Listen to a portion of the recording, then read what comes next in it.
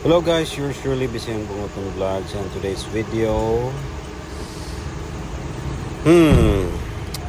flat tire. So guys, na-flatan ta, so magpa-change ta og magpa-bulk kit ta.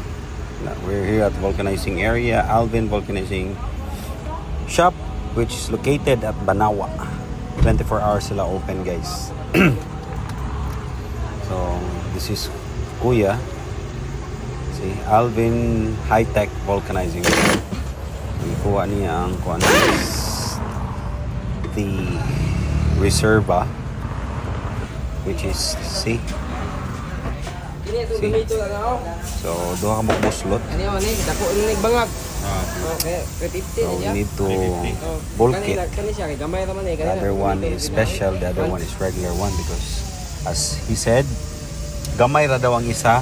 So ang isa kay dako man, need og baga-baga nga pang tapak. Okay.